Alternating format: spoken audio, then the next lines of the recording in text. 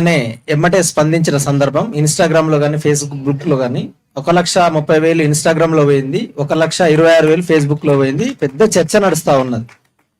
ఎందుకంటే నర అంతకులే దేశ అధినేతలై పాలిస్తున్నటువంటి యుగంలో గుజరాత్ ఏకపక్ష మారణకాండలో 3,000 మందిని నరికి చంపిన చరిత్ర వీళ్ళది. ఆ మతోన్మాదం ఏ రూపం తీసుకుంది అంటే తెలంగాణ రాష్ట్రం దాకా రమణమూర్తి సార్ దాకా వచ్చిందని మనం అర్థం చేసుకోవాలి. రామానుజాచార్యులను చూడలేదు, వివేకానందని చూడలేదు, బసవన్నను చూడలేదు, కానీ రమణమూర్తి సార్ని మాత్రం మనం చూస్తున్నామని ఈ సందర్భంగా తెలియపరుస్తా ఉన్నాం. ఎందుకంటే హిందూ మతం నిచ్చెనమెట్ల కుల వ్యవస్థలో అనేక రకాల విభాగాలుగా ఉండి మనుషులుగా జంతువుల కంటే హీనంగా చూసినటువంటి సందర్భం కొన్ని వేల సంవత్సరాలుగా ఉన్న సందర్భంలో ఆ మతాన్ని రాజకీయాలకు సంబంధం లేకుండా ఉండాలని రాజ్యాంగం చెప్పినా కూడా ఈ మతోన్మాద కుక్కలు ముందు దగ వెనక దగ మీది ఒక బతికేనా కుక్కల వలె నక్కల వలె సందులలో పందుల వలె. ఎందుకంటే మతోన్మాదంగా పెట్టేగిపోతున్నటువంటి సందర్భాలు వాళ్ళకి ఎంత సబ్జెక్ట్. రమణమూర్తి సార్ దగ్గరికి వెళ్ళినప్పుడు 4 గంటలు చర్చలు, ఆశ్రమాన్ని సందర్భించినప్పుడు ఒక 40-50 పుస్తకాలు ప్రేమతో ఇచ్చినటువంటి సందర్భం. ఎంత జ్ఞాన ప్రపంచం ఉంటే ఈ సమాజంలో మత సామరస్యాన్ని కాపాడుతూ మత విద్వేషాన్ని తగ్గించేటువంటి ప్రయత్నంలో ఒక సంస్కరణవాదంగా ముందుకు వచ్చినటువంటి సందర్భాలు మనం చూడాల్సినటువంటి అవసరం ఉన్నది ఇవాళ. ఎందుకంటే ఆర్ఎస్ఎస్ పుట్టి 100 సంవత్సరాలు అవుతున్న నేపథ్యంలో మతాన్ని ఎట్లా వాడుకుంటున్నారు. అక్కడ గుజరాత్ లో కూడా దళితులను, ముస్లింలను, పేదవాళ్లను మీరు ఆ ముస్లింలను చంపేస్తే భూములు వస్తాయి, ఆస్తులు వస్తాయి, కాబట్టి వాళ్ళని చంపండి అని ఒక అబద్ధపు ప్రచారం చేసి వాళ్ళందరినీ రెచ్చగొట్టి చంపించినటువంటి సందర్భం. కాబట్టి ఆ మత ఉన్మాద ప్రక్రియలు ఇవాళ తెలంగాణ దాకా వ్యాప్తిస్తున్నాయంటే మనము నిద్రలో ఉండేటువంటి ప్రయత్నం చేయకూడదు. ఈ విషయాన్ని మనం డీజీపీ దాకా తీసుకుపోవాలి. రాష్ట్రంలో గ్రామాన మండలాన విస్తృత ప్రచారం చేసి ఈరోజు రమణమూర్తి సార్ మీద అయింది, రేపు మన మీద అవుతుంది. ఎందుకంటే రమణమూర్తి సారు ప్రపంచ స్థాయిలో తన జ్ఞాన ప్రపంచాన్ని ఎంత అద్భుతంగా విస్తరిస్తున్నాడు.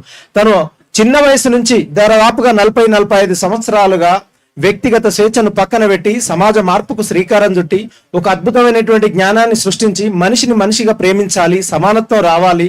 కాబట్టి ఈ సమానత్వం రావాలి అంటే హిందూ మతంలో ఉండేటువంటి అసమాన విలువలకు వ్యతిరేకంగా, హిందూ మతం పేరుతో చేస్తున్నటువంటి ద్వేషాలకు వ్యతిరేకంగా, హిందూ మతం ద్వారా మూక హత్యలకు వ్యతిరేకంగా. ఎందుకంటే ఇప్పుడు గోవులను మనం తీసుకుపోతున్నప్పుడు గో హత్యలు జరుగుతూ ఉన్నాయి. మరి గో హత్యలు జరుగుతాయి అనుకున్నప్పుడు ఈ దేశంలో గోవును జాతీయ జంతువుగా ప్రకటించాలనేటువంటి అంశము ఒక చర్చ రూపకంగా వస్తున్నటువంటి సందర్భంలో మరి దేశ ప్రధానమంత్రి కావచ్చు, దేశ నాయకత్వం కావచ్చు, ఆవును జాతీయ జంతువుగా ప్రకటించవచ్చు కదా.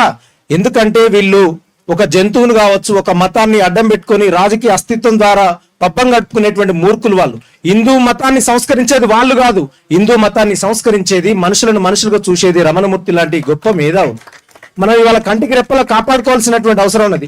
ఆ వీడియో వచ్చిందో లేదో వచ్చిన 30 సెకండ్లు ఎమ్మటే కూడా అది చూసిన తర్వాత నేను స్పందించినటువంటి సందర్భం. ప్రపంచ చరిత్రలో ఎక్కడ అన్యాయం జరిగినా ఉస్మానియా గడ్డగా ఓయి బిడ్డలుగా ప్రశ్నించడం అనేటువంటిది మా సహజ లక్షణంలో ఉన్నది. ఎక్కడో మారుమూల ప్రాంతం నుంచి వచ్చినటువంటి మేము ఉద్యమ చైతన్యాన్ని ఉగ్గుపాలతో తీసుకున్న సందర్భంలో రమణమూర్తి గారి మీద జరిగినటువంటి దాడి హేయమైనటువంటిది, దుర్మార్గమైనటువంటిది. ఎందుకంటే ఈ మతోన్మాద కుక్కలకి సబ్జెక్ట్ ఉండదు, ఆలోచన ఉండదు, మూర్ఖత్వం ఉంటది, ఎర్రితనం ఉంటది. ఉదయనిధి స్టాలిన్ ఊరుకొక్కలు రావాలని ఒక అద్భుతమైన ఆర్టికల్ రాస్తే అది రాష్ట్రం అంతా వైరల్ అయింది. ఆ ఆర్టికల్ చదవకుండానే లకారం నుంచి మొదలు పెట్టినటువంటి సందర్భాలు మన ఫేస్బుక్లలో కానీ లేకపోతే ఇన్స్టాగ్రామ్ లో కానీ సోషల్ మీడియాలో కానీ మనం ఉన్నతంగా మాట్లాడి సమాజంలో ఒక గొప్ప ఆలోచనను మనం పరిచయం చేసి మనిషిని మనిషిగా చూడాలి, కులాలు పోవాలి, నిరుద్యోగులకు ఉద్యోగాలు రావాలి, అందరం సమానంగా ఉండాలి, మనుషులుగా బతుకుదామనే నమ్మకాల మీద మాట్లాడుతుంటే మనం ద్రోహులము, అర్బన్ నక్సలేట్లము ఇటువంటి వికృతమైనటువంటి పదాలు ఉపయోగించి మేమే దేశాన్ని ఉద్ధరిస్తున్నాము, ఈ దేశ ధర్మం హిందువులం ధర్మకంగా బిందువులం, ప్రతి హిందువు నా బంధువు, నా దేహం ముక్కలైన ఈ దేశ ముక్కలు కానీ అని వాళ్ళు మాట్లాడతారు. ఏది ముక్కలేది?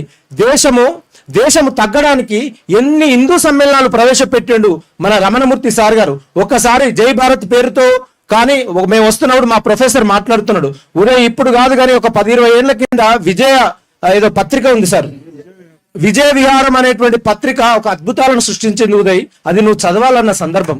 కాబట్టి మనం అందరం కూడా గతంలో ఉన్నటువంటి చరిత్ర వాస్తవాన్ని ప్రస్తుత పరిస్థితులకు అన్వయించే విధంగా మనం అర్థం చేసుకోవాలి, చదవాలి, మాట్లాడాలి, అన్యాయం మీద ఎదిరించాలి. ఇటువంటి మత కుక్కలని బయటికి రాకుండా చేసే ప్రయత్నం చేయాలి. ఎందుకంటే మనం ఒక ఉర్దూ టీచర్ మీద ఎట్లా దాడి అయిందో మనకు తెలుసు, ఆటోల మీద ఎంత బహిరంగంగా రాస్తా ఉన్నారో తెలుసు.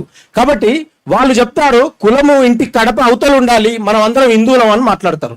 హిందువులంటే హిందువులలో అనేక రకాల అసమానతలు ఉన్నాయి, కుల అణచివేతలు ఉన్నాయి, నిరుద్యోగ సమస్య ఉన్నది, ఆకలి సమస్య ఉన్నది, మహిళల మీద అఘాయిత్యాలు ఉన్నాయి, ఏవో లక్షల సమస్యలు ఉన్నాయి. ఇవి మాట్లాడారండి వాళ్ళు. ఒక మతాన్ని అడ్డు పెట్టుకొని మతాల ద్వారా మనుషులను విభజించి వాళ్ళ రాజకీయ అస్తిత్వం మీద పునాదిగా ఏర్పాటు చేసుకొని వాళ్ళు పెట్టేగిపోతున్నటువంటి సందర్భం. కాబట్టి హిందూ ఉన్మాద కుక్కలకు వ్యతిరేకంగా మత సామరస్యాన్ని కాపాడుతూ, ఎందుకంటే మనది బయోడైవర్సిటీ, భిన్నత్వంలో ఏకత్వం, విభిన్న కులాలు, విభిన్న మతాలు, విభిన్న భాషలు ద్వారా భారతదేశం అనేటువంటిది ఏకత్వం. కాబట్టి ఏకత్వ రూపేణ ఈ దేశంలో గొప్ప హిందూ మతాన్ని సంస్కరించేటువంటి మేధావి ఎవరైనా ఉన్నారంటే జై భారత్ తో రమణమూర్తి సారే అనేది మనం అర్థం చేసుకోవాలి.